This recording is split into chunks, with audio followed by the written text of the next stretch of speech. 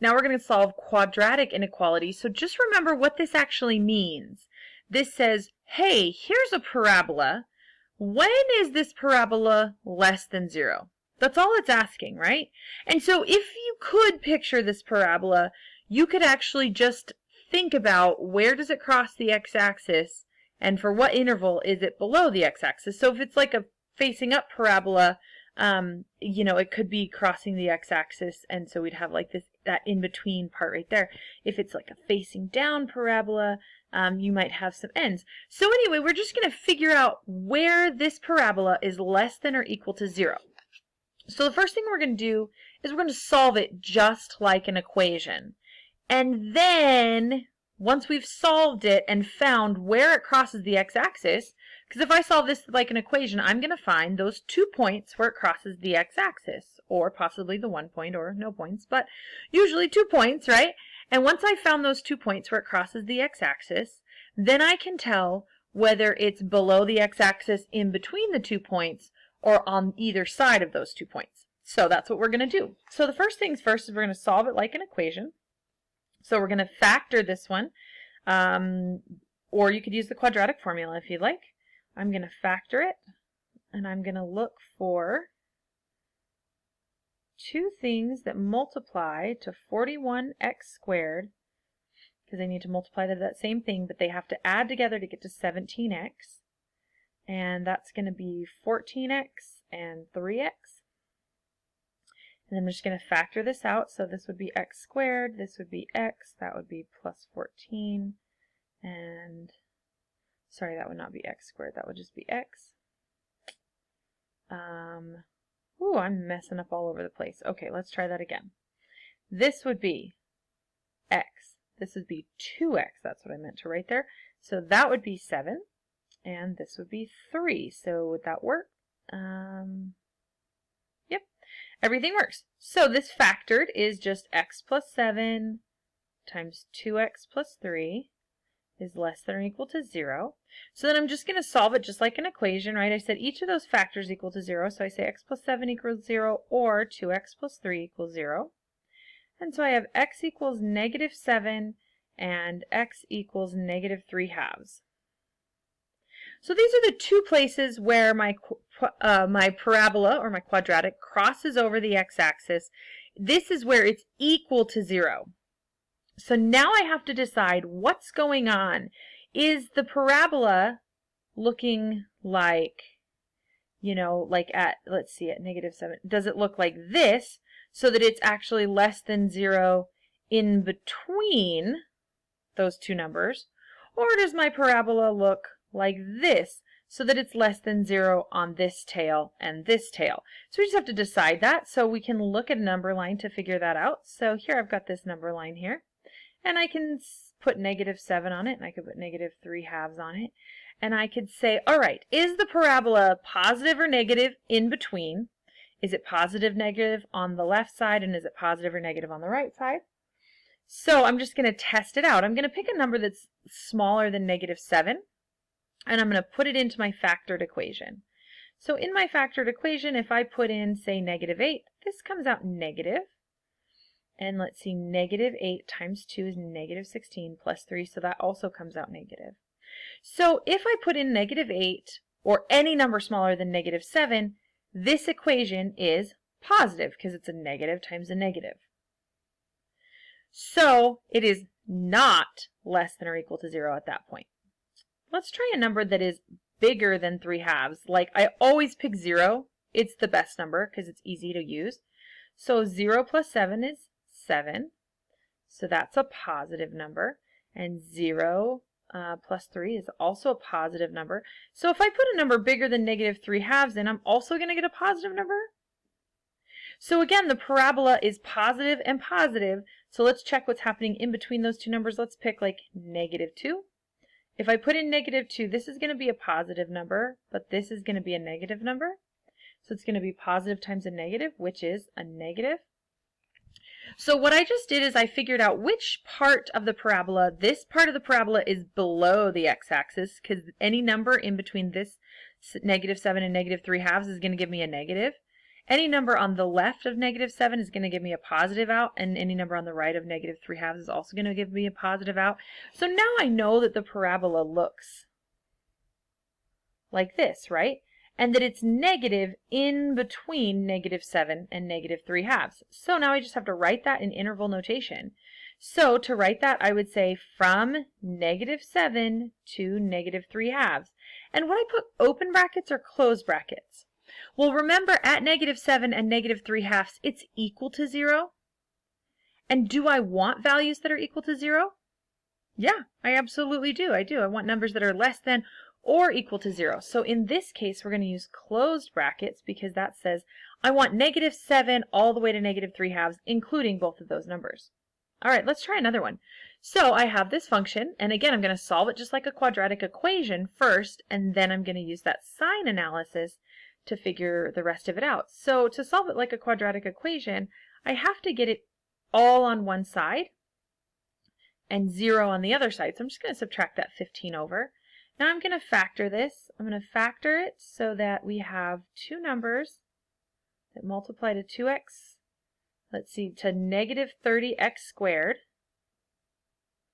negative 30x squared, and that have to add to 7. Oh, I did that in the wrong spot. Excuse me, I put them on upside down. Has to multiply to negative 30x squared and add to 7x. And that's going to be, positive 10x and negative 3x. So I have 10x and negative 3x, and those are going to give me what I need. So now I can just go ahead and factor. And so that means this has to be x, and this has to be 2x. So then this has to be 5, and that has to be negative 3. And yep, it all works. So the factored form of this equation is x plus 5 times 2x minus 3, exactly the same quadratic as I had before, just in a different form. And now I'm going to solve it like an equation. So I set each factor equal to 0, and I get my two zeros are x equals negative 5 and x equals 3/2. Now I know that's where it crosses the x-axis. I just have to figure out what's going on either side. So I think about it on a number line, and I say, okay, here's negative 5 and here's 3/2. What's going on? Is the parabola negative here, or is the parabola positive here? And I'm looking for values where it's positive. That's what I want. Okay, so I'm going to go and I'm going to take a number that is smaller than negative 5, and I'm going to plug it in here to see if it's positive or negative. So if I put a number in there that's smaller than negative 5, like negative 6, I'm going to get a negative times a negative, which is a positive. Then if I put a number bigger than 3/2, like 2, in here, I'm going to get a positive times a positive, which is a positive. And then what happens if I put a number that's in between, like 0? I would get a positive, but this one would give me out a negative if I put 0 in there. So that's a negative. So I know that all the numbers in between negative 5 and 3/2 are going to spit out a negative value. All the numbers on the left of negative 5 are going to spit out a positive, and so are the numbers on the right of 3/2. So the question asked me, what numbers make this greater than 0? Well, from negative infinity to negative 5, I'm greater than 0. And from 3/2 to infinity, I'm also greater than 0. So I'm going to write that from negative infinity to negative 5, open bracket, or from 3/2 to infinity. And the reason I have the open brackets, oh, you can't see that behind my big head. The reason I have the open brackets is because, remember, I'm not looking for where it's equal to 0. At negative 5 and 3/2, it is equal to 0. So I don't want those values. I only want values really, really close to that value, but I don't want those actual values. So that's why I do the open brackets here, because it means I'm getting close to negative 5 and 3/2, but I'm not actually taking those values. All right, let's try one more. Ooh, this one's tricky. So if we were to solve this like an equation, we would have it equal to 0, which it is. So we have x cubed minus x is greater than or equal to 0. And then I would factor it. And you look at it and go, well, remember the first thing we always check for when we factor is a greatest common factor. So I can pull an x out, and now I have x squared minus 1 is greater than or equal to 0. So now I have some factors. I can even factor it more. So I have, let's see, we'll follow the equal sign here. So I have x and then x minus 1 and x plus 1 because that's the difference of squares. Weird, it's like all this stuff we've been learning up until this point actually matters. So here I have 3 different factors, and I want to figure out where this function is equal to 0. So I set every single factor equal to 0. So x equals 0, because that's a factor. X minus 1 equals 0, because that's a factor.